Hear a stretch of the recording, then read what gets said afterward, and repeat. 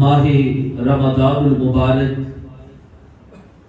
وہ مہینہ کہ جس میں اللہ کی رحمتوں اور برکتوں کی برسات ہوتی ہے، وہ مہینہ کہ جس کے آنے پر اللہ تعالیٰ جنت کے دروازوں کو کھول دیتا ہے، جہنم کے دروازوں کو بند کر دیا جاتا ہے، شیطانوں کو زنجیروں میں جکڑ دیا جاتا ہے، اور ایک ایک عمل پر بندے کے ثواب کو بڑھا دیا جاتا ہے۔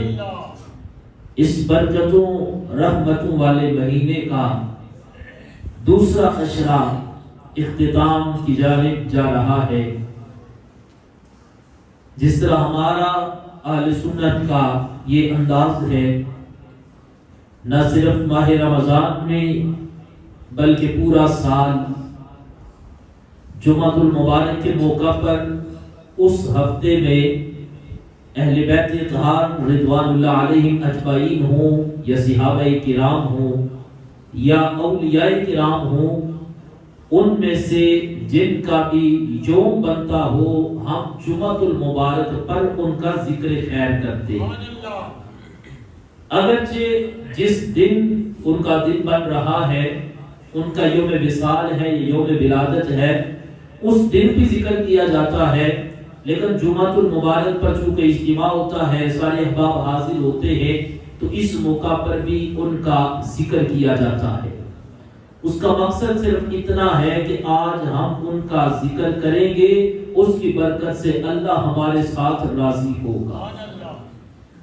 اس اشرا میں نواسہ رسول جگر گوشہ بطول حضرت سیدنا امام حسن رضی اللہ تعالی عنہ کو آپ کا یوم ولادت 15 رمضان، اس کے ساتھ 17 رمضان المبارک کو محبوبہ محبوب خدا ام المؤمنین سیدہ عائشہ صدیقہ رضی اللہ تعالی عنہا کا یوم وصال، اور پھر 17 رمضان المبارک کو ہی شہدائے بدر کا یوم، اور حضور علیہ السلام کی پیاری بیٹی سیدہ رقیہ رضی اللہ تعالی عنہا کا یوم، اور آگے پھر 21 رمضان المبارک کو شہنشاہ شجاعت حضرت سیدنا علی المرتضی رضی اللہ تعالیٰ عنہ کا یوم شہادت ہے۔ تو میں کوشش کروں گا کہ ان عظیم ہستیوں کی بارگاہ میں مختصر وقت میں تھوڑی تھوڑی حاضری پیش کروں، اس لیے کہ آج ان کا ذکر کریں گے، ان کی بارگاہ میں حاضری لگوائیں گے، قیامت کے دن وہ ہماری شفاعت فرمائیں گے۔ نواسہ رسول حضرت سیدنا امام حسن رضی اللہ تعالی عنہ، آپ کی عظمت اور شان کے کیا کہنے، حضرت ابو ہریرہ رضی اللہ تعالی عنہ بیان کرتے ہیں کہ ہم حضور علیہ السلام کے ساتھ ہی سیدہ کائنات کے گھر گئے۔ حضور علیہ السلام نے فرمایا میرا بیٹا کدھر ہے، میرا بیٹا کدھر ہے، یعنی سرکار نے امام حسن کے بارے میں سوال کیا۔ جب امام حسن حضور کی خدمت میں حاضر ہوئے تو اللہ کے محبوب علیہ السلام نے دعا کی، یا اللہ یہ میرا بیٹا حسن ہے، میں اس سے محبت کرتا ہوں، الہی میں اس سے محبت کرتا ہوں، یا اللہ تو بھی اس سے محبت فرما۔ پھر سرکار نے قیامت تک آنے والے امتیوں کے لیے دعا کی، یا اللہ میں حسن سے محبت کرتا ہوں، تو بھی حسن سے محبت فرما، اور یا اللہ جو میرے نواسے حسن سے محبت کرے تو اس پہ بھی محبت فرما۔ یعنی اس انداز میں اللہ کے محبوب علیہ السلام نے امام حسن رضی اللہ تعالیٰ عنہ کی محبت کا ذکر فرمایا۔ دوسرے مقام پر میرے اور آپ کے کریم محبوب آپ فرماتے ہیں، نہ صرف جنتی ہونے کی بشارت، ہمارا یہ یقین ہے اللہ کے محبوب جس کے بارے میں صرف اتنا فرماتے ہیں وہ جنتی ہے، کوئی بھی امتی اس کے جنتی ہونے میں شک نہیں کر سکتا، بلکہ میرا وجدان یہ کہتا ہے قد نرا تقلب وجهك فی السماء کی روشنی میں عرض کرتا ہوں، ایک ہے سرکار کا کہہ دینا، میرے محبوب علیہ السلام کے ذہن میں جو خیال پیدا ہوتا ہے اللہ اس کو بھی پورا فرما دیتا ہے۔ جس محبوب کے ذہن میں خیال پیدا ہو اللہ اس کو پورا فرماتا ہے. اس محبوب کی بے مثل زبان سے جو الفاظ نکلتے ہیں کائنات کا رب ان کو پورا فرما دیتا ہے. اب صرف جس کے جنتی ہونے کی بشارت حضور دے ہر مسلمان کا یقین ہے وہ جنتی ہے, اس کے جنتی ہونے میں کوئی شک نہیں. امام حسن وہ ہستی ہیں جن کے بارے میں میرے اور آپ کے قریب محبوب علیہ السلام فرماتے ہیں حسن اور حسین دونوں کو اللہ نے جنتی جوانوں کی سرداری عطا فرمائی. اتنی شان اتنا مقام.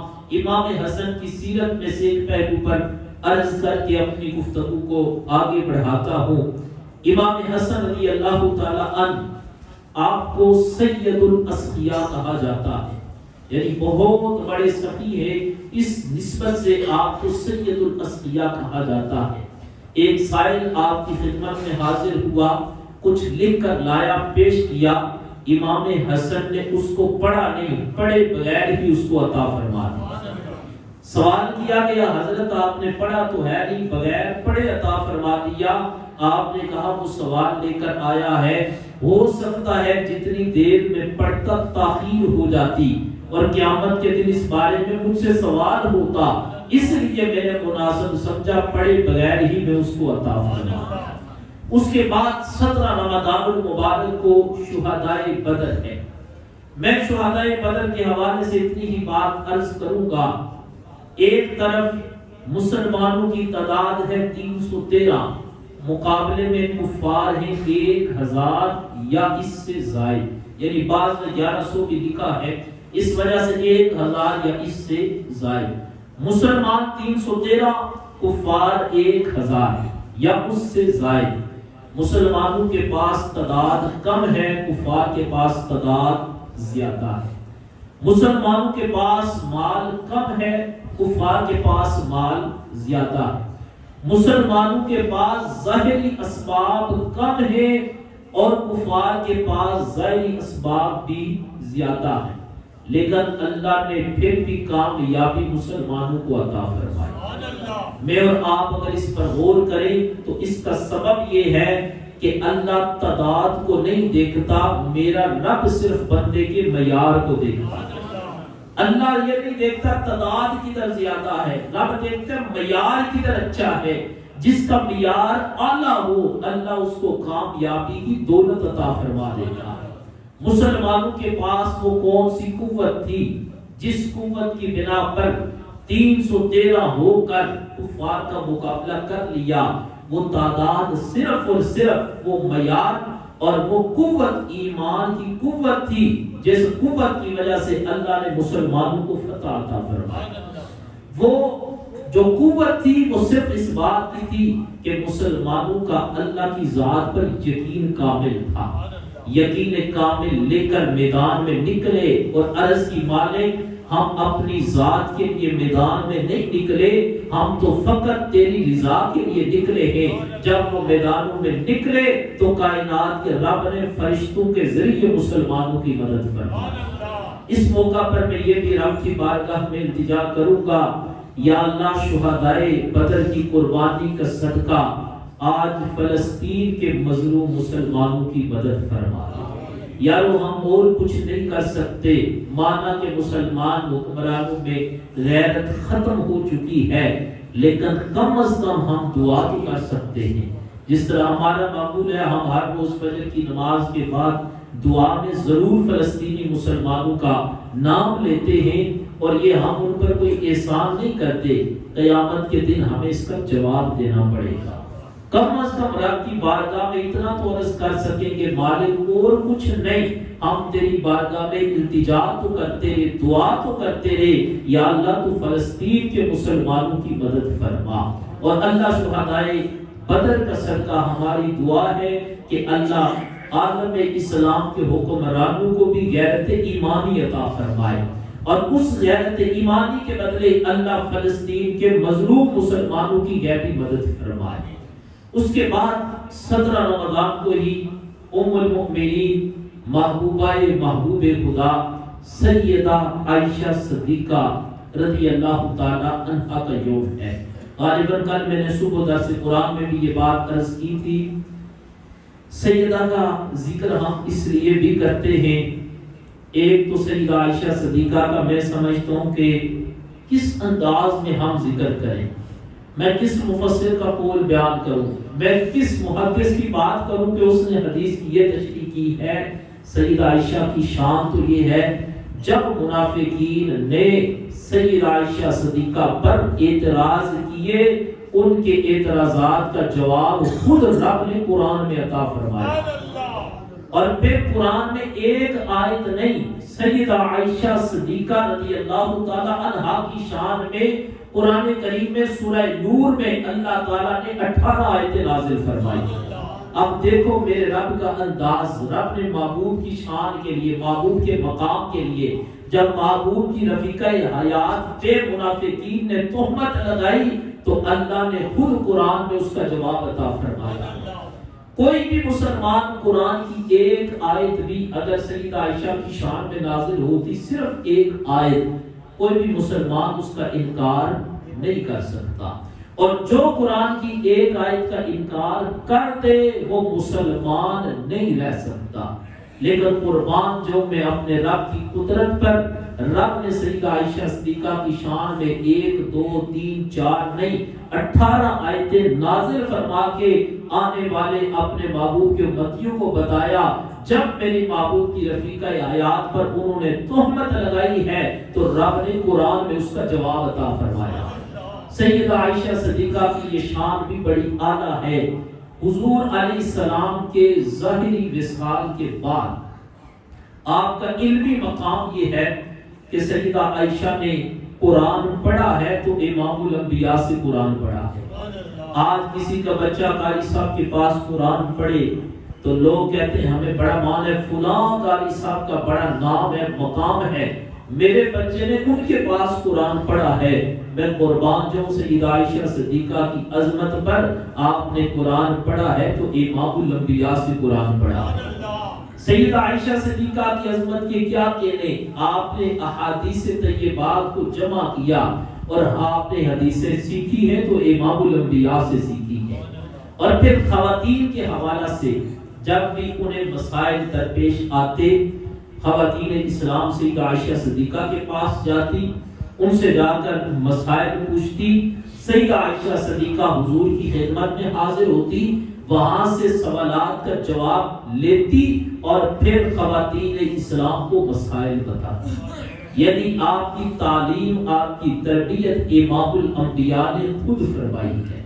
حضور کے ظاہری وصال کے بعد صحابہ کرام میں بڑے بڑے علماء، بڑے بڑے علم والے تھے، ہر کسی کا اپنا اپنا مقام ہے، لیکن جب صحابہ کرام میں علمی طور پر اختلاف ہوتا کسی مسئلے میں، یعنی کوئی مسئلہ پیش کیا جاتا تو وہ کہتے کہ میں نے سرکار سے ایسے سنا، دوسرے فرماتے سرکار سے ایسے سنا، صحابہ وہ مسئلہ لے کر سیدہ عائشہ صدیقہ کے پاس پیغام بھیجتے اور آپ خود اس مسئلے کا حل عطا فرماتی۔ اب جو مسئلہ وہ بیان فرماتی صحابہ کرام اس پر اتفاق کر لیتے، اس لیے کہ انہیں پتا تھا سیدہ عائشہ صدیقہ کا یہ وہ ہستی ہے کہ اللہ کے محبوب علیہ السلام سے خود انہوں نے حدیثوں کو سنا ہے، اور پھر امام الانبیاء نے ان کی تعلیم و تربیت کا اہتمام فرمایا ہے۔ اور اگر آپ کے زہد پر بات کی جائے تو آتا ہے کہ سیدہ عائشہ صدیقہ نماز تہجد کو باقاعدگی کے ساتھ ادا فرماتی۔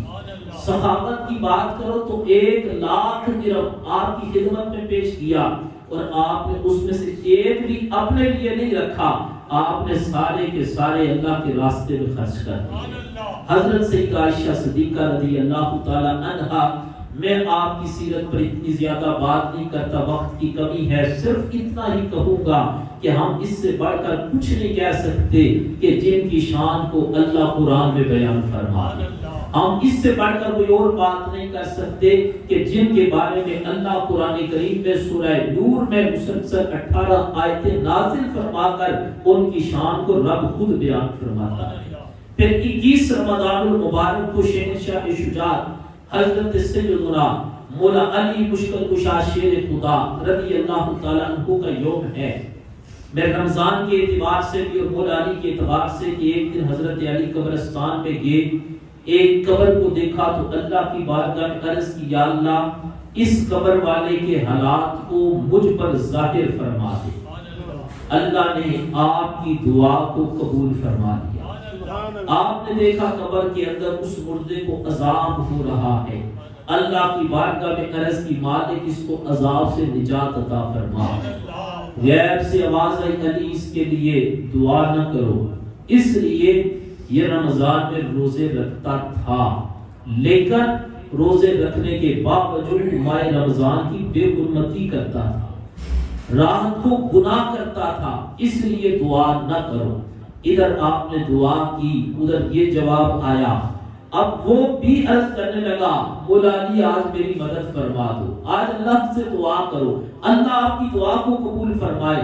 مولا علی کو تکلیف تو تھی، درد تو تھا، آپ نے رو کر بارگاہ خداوند میں پھر التجا کی، اے اللہ تو میری دعا کو قبول فرما کے اس بندے کو عذاب سے نجات عطا فرما۔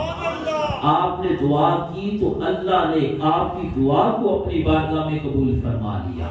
اب اس سے دو باتیں، ایک مولا علی کی شان کا پتہ چلتا ہے، دوسرا رمضان المبارک کے احترام کا پتہ چلتا ہے کہ ماہ رمضان میں روزہ ضرور رکھو، لیکن روزہ رکھنے کے ساتھ ساتھ ماہ رمضان کی بے حرمتی نہ کرو۔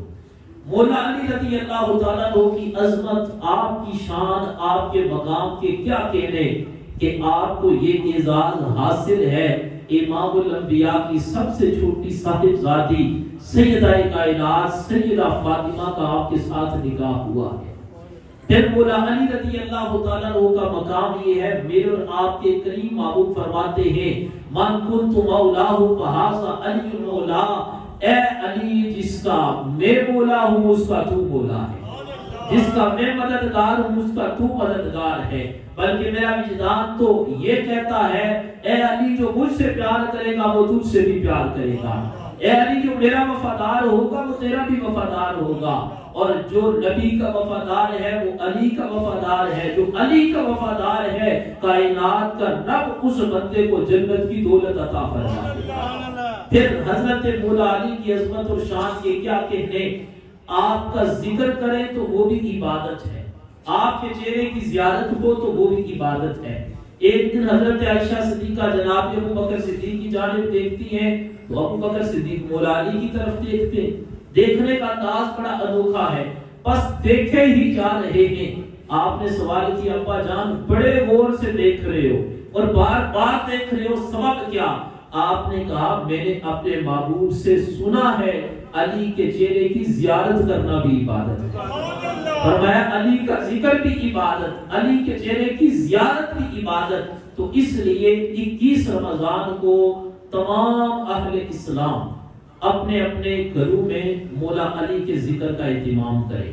مساجد میں تو ہوتا ہے، لیکن گھروں میں ان کے ذکر خیر کا اہتمام کریں، ان کا یوم شہادت ہے، اپنی اولادوں کو ان کی عظمت، ان کی شجاعت، ان کی سیرت کے بارے میں بتائیں، اور افطاری کے وقت بالخصوص اپنے اپنے گھروں میں دعا کا اہتمام کریں۔ اور اللہ کا یہ فضل ہے کہ اللہ نے ہم اہل سنت کو اہل بیت کی سچی محبت کا شرف عطا فرمایا۔ میں آج ہی سوچ رہا تھا، میں رمضان کے جب موضوع کا جمعے کے طور پر انتخاب کرنے لگا تو میں نے کہا اللہ نے اہل سنت کو اتنا محبت اہل بیت کا جذبہ عطا فرمایا کہ یہ تیسرا جمعہ اور تینوں جمعے پر ہم نے اہل بیت اطہار کا ہی ذکر کیا، اور پورے رمضان میں جب بھی ان کا دن آیا تو اللہ نے ہمیں یہ توفیق، یہ کام فقط اللہ کی توفیق کے ساتھ ہوتے ہیں، بندے کا کمال نہیں، اللہ کی توفیق ہو اور ان کی نگاہ کرم شامل حال ہو تو اللہ بندے کو اس کام کے لیے قبول فرماتا ہے۔ یعنی 3 رمضان کو سیدہ کائنات، 10 رمضان کو سیدہ خدیجہ الکبریٰ، 15 رمضان کو امام حسن، 17 رمضان کو سیدہ عائشہ صدیقہ شہدائے بدر، اور پھر حضور کی دوسری بیٹی سیدہ رقیہ، اور 21 رمضان کو مولا علی۔ یقین جانیے آج ہم ان کا ذکر کریں گے، اس کی برکت سے کائنات کا رب ہم پر اپنا کرم شامل حال فرمائے گا۔ 20 رمضان کو ہر مسلمان کی یہ کوشش ہوتی ہے، اس کے دل میں جذبہ ہوتا ہے اعتکاف کا، اعتکاف کے حوالے سے مسئلہ سماعت کریں۔ اعتکاف کی بنیادی طور پر 3 قسمیں: اعتکاف واجب، اعتکاف سنت اور اعتکاف نفل۔ اعتکاف واجب وہ اعتکاف ہے آپ نے نظر مانی، منت مانی، میرا فلاں کام ہو گیا تو 10 دنوں کا اعتکاف کروں گا۔ اگر آپ کا وہ کام ہو جاتا ہے تو آپ پر اعتکاف کرنا واجب ہوگا، پھر اگر آپ اعتکاف نہیں کرو گے تو آپ گنہگار ہوگے۔ دوسرا ہے اعتکاف سنت موقدہ، وہ اعتکاف کے پوری بستی میں کسی ایک بندے نے اعتکاف کر لیا تو سب کی طرف سے ادا ہو جائے گا، اور اگر کوئی بھی اعتکاف نہ بیٹھا تو سارے گنہگار ہوں گے۔ تیسرا اعتکاف ہے اعتکاف نفل، جب بھی آپ کو وقت ملا نماز کے لیے ہی مسجد میں آئے، آتے ہی آپ نے نیت کر لی اعتکاف کی، یہ ہے نفلی اعتکاف۔ جتنی دیر مسجد میں رہو گے اللہ آپ کو اعتکاف کا ثواب عطا فرمائے گا۔ میرے اور آپ کے کریم محبوب نے فرمایا جو بندہ رمضان المبارک کے آخری عشرے میں 10 دن کا اعتکاف کرتا ہے، فرمایا اللہ تعالیٰ اس کو 2 حج اور 2 عمروں کا ثواب عطا فرماتا ہے۔ حضرت حسن بصری فرماتے ہیں جو بندہ اعتکاف کرتا ہے ہر روز اللہ تعالیٰ اس کو 1 حج کا ثواب عطا فرماتا ہے، یعنی 10 دنوں میں اللہ اس کو 10 حجوں کا ثواب عطا فرماتا ہے۔ پھر فرمایا گیا کہ یہ اعتکاف جب بندہ کرتا ہے اس کی برکت سے اللہ بندے کے گناہوں کو معاف فرما دیتا ہے۔ اس لیے جو احباب آسانی کے ساتھ حالات اجازت دیں وہ ضرور اعتکاف کا اہتمام کریں، نہ جانے زندگی میں پھر یہ موقع نصیب ہو یا نہ ہو، لیکن آج اللہ نے موقع دیا ہے تو اس سے ضرور فائدہ اٹھائیں۔ اللہ تعالی ہم سب کو عمل کی توفیق عطا فرمائے۔ جو رمضان کے چند ایام باقی ہیں، مجھے اور آپ سب کو پتہ ہے ہم نے ان دنوں میں کیا کیا ہے اور کیا نہیں کیا، پھر بھی اس موقع سے فائدہ اٹھاتے ہوئے جو ایام باقی ہیں کوشش کریں اس میں اللہ کو بھی راضی کریں، اللہ کے مہمان رمضان کو بھی راضی کریں۔ اللہ عمل کی توفیق عطا فرمائے۔ وما علینا الا البلاغ۔